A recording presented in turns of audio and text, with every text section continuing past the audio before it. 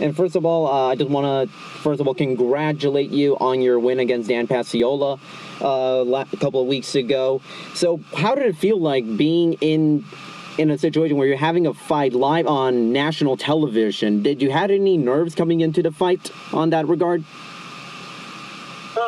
It's always nerves going into a fight. I mean, that's just the way I am. I've been like that ever since, even when I played football. I still had nerves, even though I played it since I was a little kid. So I was those first couple of, snaps or whatever, first couple of rounds in a minute now that, you get those nerves. But once you get into the groove, you settle down, and I pretty much have tunnel vision after a while. And I just focus on what I got to do in the ring. Was this another, step into the ladder as you keep progressing as a professional boxer? You're now 11 wins, no losses, and 1 draw. Does just keep getting more experience at this point in your career? Yeah, so actually I got 12 wins. 12 wins. On 1 draw. But, yeah, it's just another stepping stone in my career. It was a great win against a winning opponent. A tough guy, tough, durable guy, winning record, and the lefty. Those guys are pretty hard to beat sometimes just because they're so unorthodox. You don't know where the punches are coming from. So it was a great test, great learning experience, and just ready to move on to the next now. I saw that fight, and especially early on, you kept using the jab. I mean, is that something that, you, as a boxer, you like to do, use the jab and sort of create some distance, get yourself into a rhythm? Is that kind of like the kind of boxer that you are? Yeah, you use the jab. The jab is the most important punch in boxing at the end of the day because it helps you find your range. Helps you set up every punch that you want to throw, and if you can't touch with the jab, you can't really touch with anything else. So you always want to use your jab to set everything up, and that's definitely a very key in my component. I need to use it a little bit more. Me and my coach talked about it, but definitely something that I work on every day in the gym. What's been the transition like, going from a college football player then to the NFL and having success in that level to all of a sudden going into boxing? Has it been a tough transition, adjusting from one sport, training wise, in competition? Has it been a hard transition? The only hard transition has been is the organization of the whole thing, the structure. Because, boxing is pretty much, every different state has a different, set of rules, and then you have not every promoter is the same, so it's not the same structure as going into the NFL because the NFL is a union and everybody has certain sets of rules. There's not no certain set of rules in boxing towards the boxer. And how they get paid and how they get moved and how they different things that goes on in the business aspect. So it's finding your team that works with you and has your best interests at hand. Did a boxing career, sort of cross your mind in the last couple of years of your NFL career? Because I know, you picked up boxing as a hobby during the lockout a few years ago. Was that something that you kind of thought that maybe you could see yourself doing after football?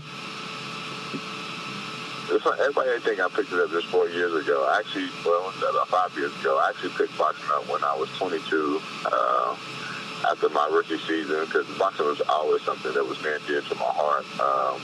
So I boxed a lot during the off season when I was, after my first year in the league.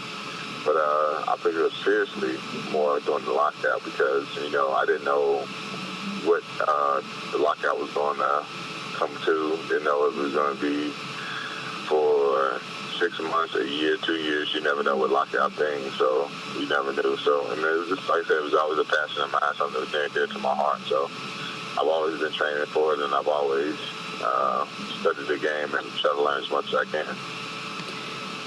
And sort of a little bit going off of that, you've for a long time you said you've been a huge fan of boxing. Were you a guy that watched a whole lot of boxing when you were a kid? And if you did, who are your favorite fighters to watch? I love Roy Jones. I love Mayweather, of course. Bernard Hopkins. As I got older and older, now that I'm really I watch everybody now. I think I've studied the whole Evander Holyfield. career, Muhammad Ali's career. I actually sit down and study those guys and just watch them, how they became great champions. I think now that I've watched everybody, like, I believe Evander Holyfield is one of the guys who is very underrated just because he faced any and everybody and beat most of them. And you mentioned so many great heavyweights. There's been a lot of, for the past decade, Vladimir Klitschko and to an extent his brother Vitaly have pretty much dominated the heavyweight division, but now we're kind of seeing a little bit of a shift of power. We have other great heavyweights right now, like Deontay Wilder, Tyson Fury, Anthony Joshua, and Brian Jennings. You looking at the landscape of the heavyweight division, do you see that the division could be coming back to a resurgence and being a, no pun intended, a big division that people want to watch? Absolutely. Once everybody really sit down and watch the boxing, it's definitely a great division to watch. Like I said, it's a lot of exciting fights out there. It's a lot of guys who can become champions every day. You really just sit down, knuckle down, and get to it. Like I said, you got those guys, Deontay Wilder, Tyson Fury, Anthony Joshua, Brian Jennings. There's a couple other guys out there that's good, and on their way, Luis Ortiz. There's a lot of guys out there, so it's just you got to find your niche and make it happen, and seize the moment. But it's definitely a great thing to watch, and there's a lot of upcoming guys too around my record type thing, like 16-0, 15-0. Everybody just a lot of good prospects is coming up, so you got to be out there and be hungry and, like I said, seize the moment and do what you got to do to be in the best position to get your chance at a championship. I've read that you had some time training in Anthony Joshua's camp. What's it been like for training with such a world-renowned fighter with plenty of experience such as Anthony Joshua? No. I trained with Deontay Wilder. Oh, Deontay Wilder. Yeah, my mistake. Sorry. It was great. Like I said, I was 10-0 at the time, going through struggles with finding fights and fights getting canceled. So it was a great time, and definitely showed me that I can hang with the big boys. You come in the game and you work with guys and you spar guys, but when you get invited to a camp, okay, now I can really measure myself to see exactly where I'm at, what I need to work on, and it was a great learning experience for me. Like I said, showed me what I need to work on and get better at, and it was, like I said, a great learning experience. I had thought to him that nothing but respect for him for inviting me to camp with such little experience. What is it that you do need to improve as a boxer? Sort of like self-evaluating yourself.